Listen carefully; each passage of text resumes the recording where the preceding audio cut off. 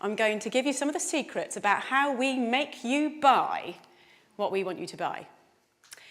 So as a marketer, when I'm first giving you a product, what's my job? Well, my job is to make you want it, to crave it, to need it, to think that it is the best innovation in food since sliced bread. But how do we do it? Well, I'm going to give you a really big example later that I'm going to break right down for you. But let's just start by looking at a few fun little things. So here we have Shreddies, an old favourite, been around for years, very popular in the UK and Canada. Without changing a single little thing about that product, they remarketed them, rebranded them as brand new diamond-shaped Shreddies. Food marketing genius right there. In the 1950s, there was a very important innovation in food. The instant mix cake, one of my personal favourites. When they were first brought out, all you needed to do was to add a little bit of water. Who's not going to love that? Well, actually, no one loved it. No one bought the bloody things. So they did a bit of research. And what they found was that the main consumer, the target consumer, the housewife, felt that it was cheating. They didn't want to pass off such an easy thing as their own baking to their partners, their husbands, their families, whatever. So what did the producers have to do? They had to make it harder. So now you had to add water and an egg. And sales exploded. But these examples, these are just chicken feed compared to what I really want to talk about tonight, and that is chickens and pigs and cows. So when we think about where chickens, etc. come from, we think about something a bit like that. That's sort of our instinctive idea, but we all know if we really think about it, if we think about it deeply, it's probably a little bit more like that. But that's a lot nicer. It's a lot more romantic. So how do we give you this impression? Well, there are 3 techniques that we use. The third of which is our secret weapon, and I am going to blow it for you tonight, so please stay primed for that. Let's look at technique number 1. Everybody believes what's on the label. So let's look at some examples. Some of my favourites, some of the ones I use all the time. I'll use farm fresh. I'll use 100% natural. I'll use butcher's choice. But what does that really actually mean? Well, truthfully, it doesn't mean very much. If we see that on the label, we feel a bit more confident. But let's have a look at what a farm really looks like. It probably looks like that. Now, this is a concentrated animal feeding operation.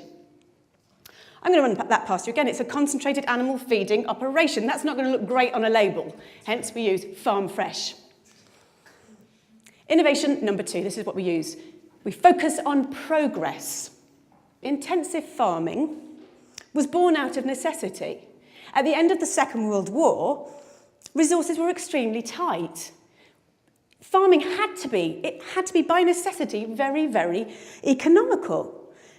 And we've learnt from that, and we've built from that, and we're able to now raise more and more animals in smaller and smaller spaces. So we've got extremely good at it. If we looked at a room of about this size, and this were turned into a chicken barn, it's a 100-seat theatre, how many chickens could we probably fit in this room now? I'm going to say about 4,000. It's pretty impressive, isn't it? It'd probably look a little bit like that. Now, the public aren't going to be massively keen on that idea, and it's my job to make them feel a little bit better about it. So how do I do it? Well, a basic principle of marketing. We use the right choice of words, and by using the right choice of words, we can make the conversation, we can focus the conversation the way we want it to.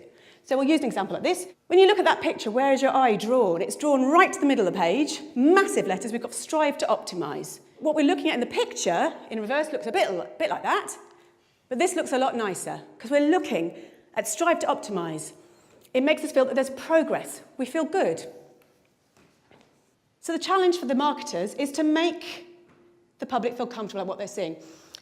One of the side effects of intensive farming, of having so many animals in such a small space, unfortunately, is obviously disease, because you put so many animals into a small space, they're going to get sick. It is no secret that 50% of all the antibiotics in the world are used on farmed animals. So how do we make the public feel okay with this? How does that happen? My job. How do I do it?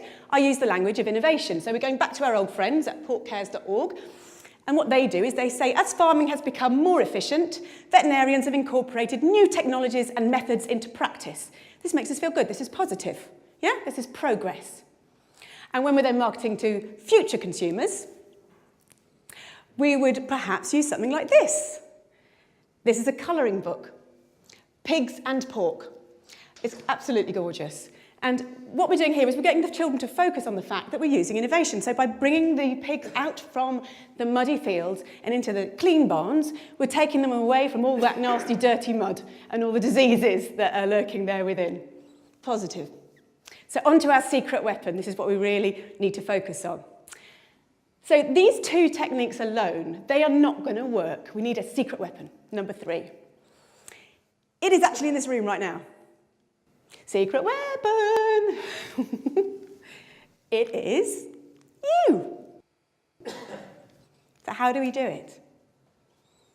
When you're in the supermarket, you don't want to think about where those products have come from. You don't want to think about how those animals have been reared, how they've been treated. The power of willful ignorance cannot be overstated. This is systemized cruelty on a massive scale, and we only get away with it because everyone is prepared to look the other way. Thank you.